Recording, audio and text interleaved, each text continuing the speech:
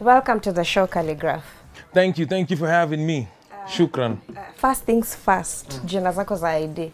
Jina zangu za ID ni Brian Ouko Omolo. Brian Robert Ouko Omolo, yes. Hizo ndo jina za ID. Yes. Is there a point like Brian Ouko Omolo ni a different person and Khaligraph Jones ni a different person? Nah, I'm the same, like in all aspects. If it's Khaligraph bado ni Brian Ouko, yani this is just me. This is what you get. Hakuna alter ego like Hakuna. By the way, mimi venye utaniona kwa muziki, kwa nini, in real life niko tu hivyo. Yeah, it's the same person. The same person, yeah. When you were coming up, like what I think I have admired through your journey is the resilience. Like you are able to, especially when hip hop wasn't that big, like that big in Kenya. Like what made you like stick to your path and ukaendelea until to where you are now? Because I feel like you're a household name right now. Yeah, of course. Not only in Kenya, but in Africa, you have to mention that too. Yeah, and Africa as well. Yeah, but I guess ni ile passion, yani, tuliingia kwa hii kitu tukijua ni nini tunafanya, ama nini tunataka kufanya. And the intentions have never changed.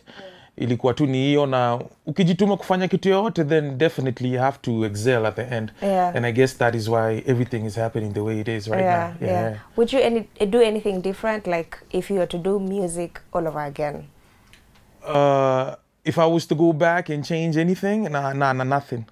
Because hizo vitu zote ndo zimefanya mimi nikakuwa the man that I am today, Khaligraph Jones OG. Yes. Do you feel like there were challenges along the way? There are challenges, and there are still challenges even right now. Of course, hip hop wasn't as big as it is right now.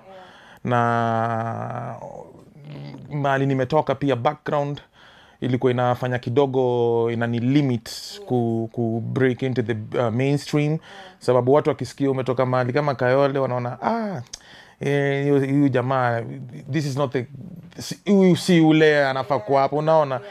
But I mean, other than that, like I said, si tulifanya kitu sababu ya ile love ya muziki. So even despite that, hizo si vitu zingeweza kutushikilia nyuma, yani si tulikuwa tunafanya juu tunaipenda, na one day tuliamka tukapata, by the way kitu inafanyika, watu wameanza kuni acknowledge. That's how it went.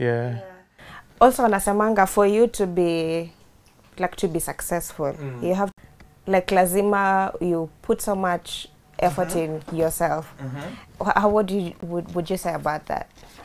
I mean, especially for hip hop. Now, I want to insist on that. Hip hop, compared to other genres of music, hip hop is very, very ni ngumu sana yani ku penetrate nayo sana kwa hii scene yetu ya Africa, unaona.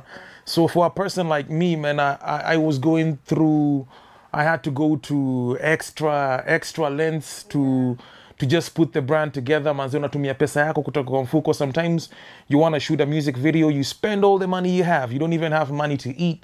Unaona, that the essence is just to build the brand, unaona. So yani lazima uwekele, yani you have to sacrifice yourself. Na kama singefanya hivyo, saizi singekuwa mali niko sahi. And also tangu uanze kuimba, like is there a day or a time you've shot something, for example, and you thought like this is going yeah, man, we've had those occasions whereby uko so sure with especially in my early years of doing music, unaona hii ndo itafanya watu sasa watanijua. And then in time you get to learn the rules of the game. Unaona hii kitu si hivyo venye kumbe venye ulikuwa unafikiria iko. Hii kitu ni process, yani watu wakikukubali sasa zingine unaweza fanya hata like you asked me, kuna nyimbo nyingine nilifanya inaitwa Sifu Bwana. And I did it right here. I think it was really out there, man. Yoni, na unaona hiyo tulitengeneza tu, it wasn't even intentional, like si kitu tulipanga, lakini ilikuja tu ikatokea. Unaona watu wakaipenda everywhere. Na hiyo ndo the process of music. Music, you need to understand that sometimes vitu zinaweza fanyika si venye ulikuwa una expect, yani. So lazima uweke hiyo room ya, I wouldn't say disappointment, but ya kusema I'll go back to the drawing board and do it again. Usiji-invest sana kwa project fulani sasa hii ndio ile. Utafanya hivyo na itakosa kukua na inaweza kurudisha nyuma. It's just more or less like taking risks. Exactly, yeah, exactly. There you go. Going to your latest current song, Kwame, with Harmonize. What was the inspiration like behind? The inspiration was, of course, Kwame Nkrumah. Wale wako familiar na the African history, you will know Kwame Nkrumah was from Ghana. Alikuwa one of the pioneers of alikuwa activist na leader out there. And this is a task, man. Everybody watching this interview, go and look him up, and then you'll be able to know what he was all about. And that I just wanted to reflect that on this particular song, and in my own way. Mimi ni Kwame Nkrumah because niko roho juu. I'm fighting for what is right, you know. Despite any and every situation that is blocking you from achieving your break boundaries na to get to where we are supposed to get to. Behind the song. You had said you were able with someone else. Yeah, who wasn't harmonized. Yeah. What? I think the muziki too, sometimes probably they don't feel the song, unaona.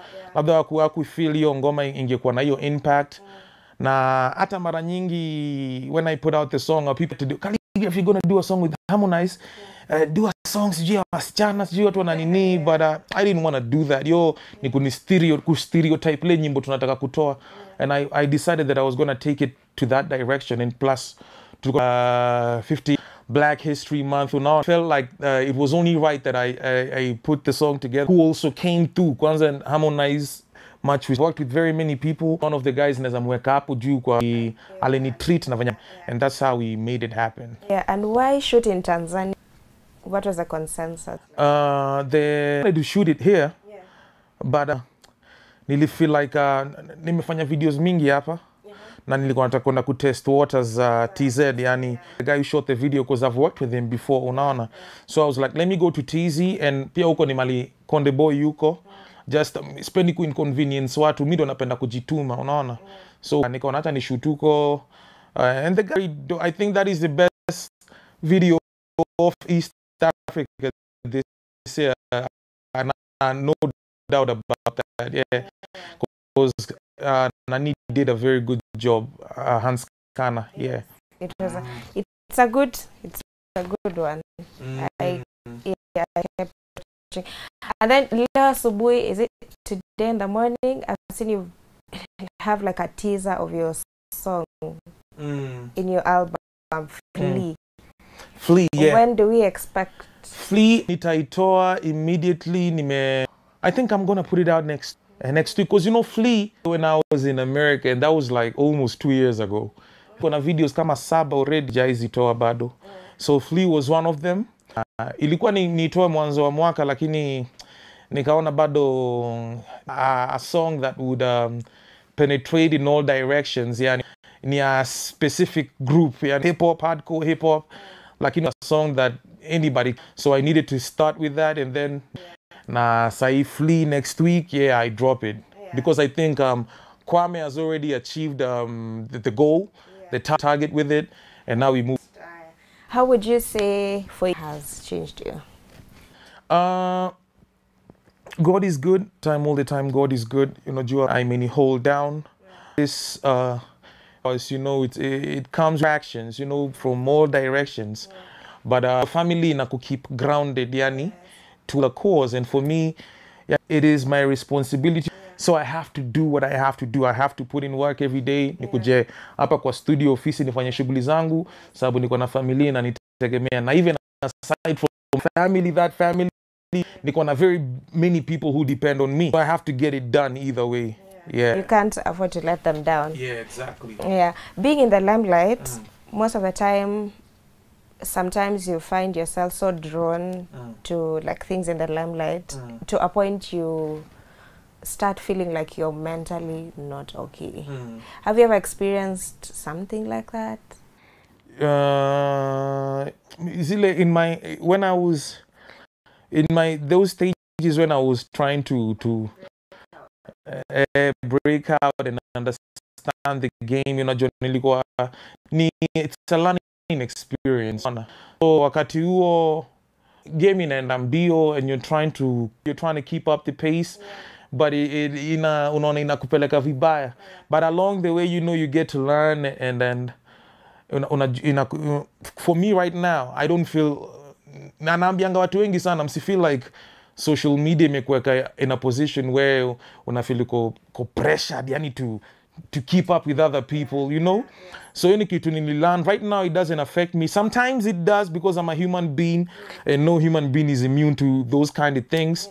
Lakini I have enough experience right now to know how to go about that if in any case it happens. Unajua, because mambo ni mingi sana sasa hapa nje, mingi sana. Especially during COVID. Yeah.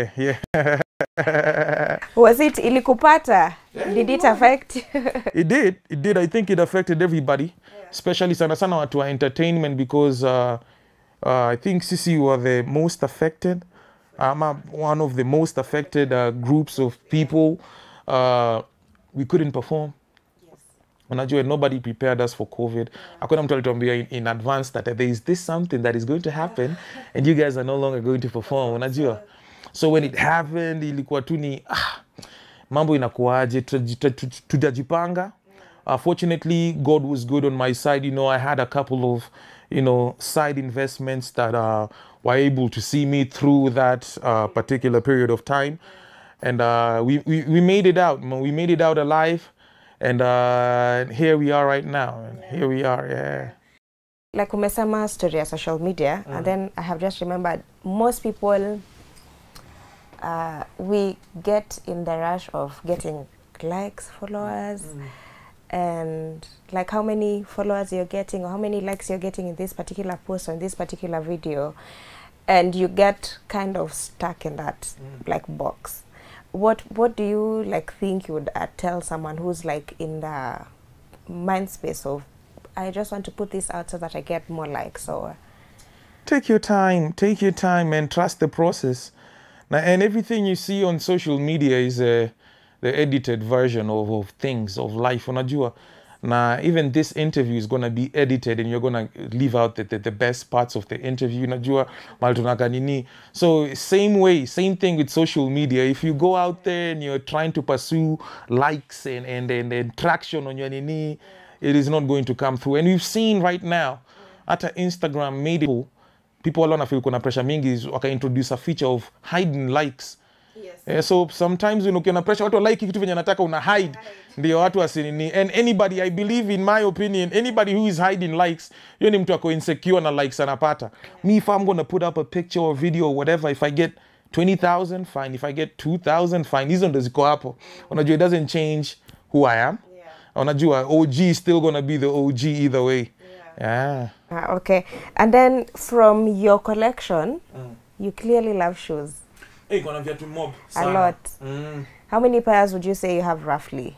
And how many times would you buy shoes in a month? Or ama niseme week?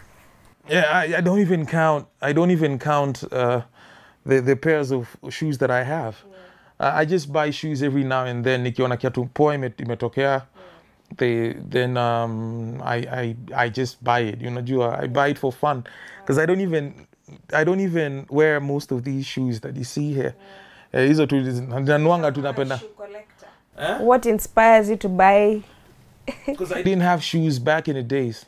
I used to have one pair of shoes that I'd wear every time. If you go to my videos, look on Natoa Kitambo, I didn't even have outfits. Nilikuwa napenda kurudia outfits kwa video. And now God has blessed me, and I can just buy shoes anytime I want to. It is something that I do for fun. I enjoy doing it. Yeah, I don't see any problem in that. Even going by your Instagram, you seem to love cars. And gari pia is one of my ventures, side ventures, yeah. Yeah. Well, what was your inspiration? Like, what made you like feel like? Kwetu tumetoka kwa familia inapenda magari. My dad was a car dealer. He used to do clearing and forwarding. Alikuwa analeta magari mingi sana na nini.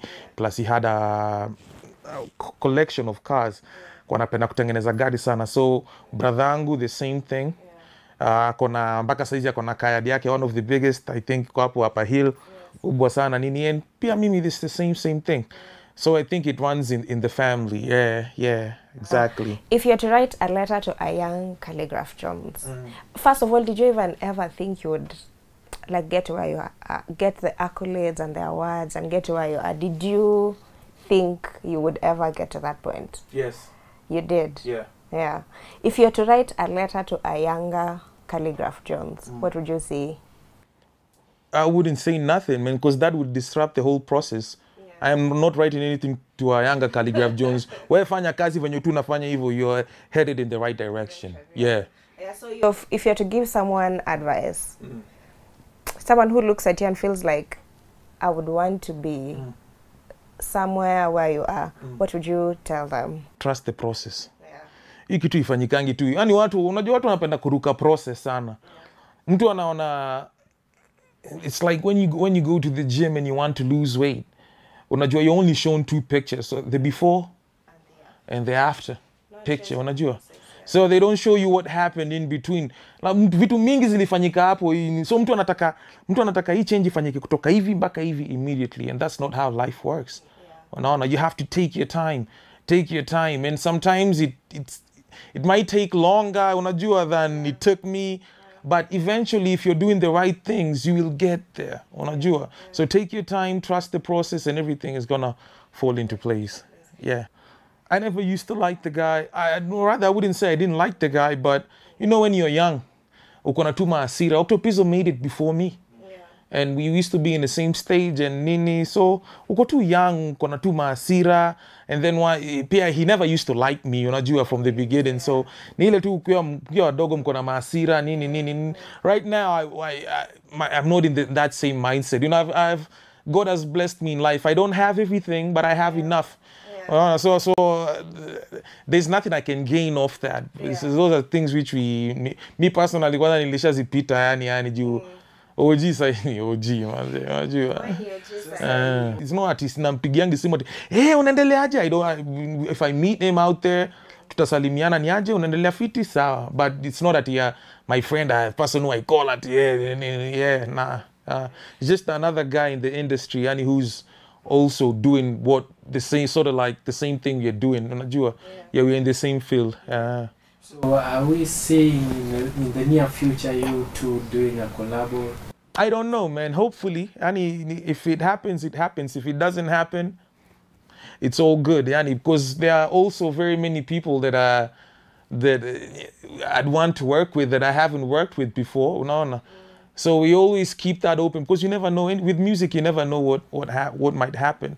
But we have it's open out there. If it happens, it happens. If it doesn't happen, it don't happen.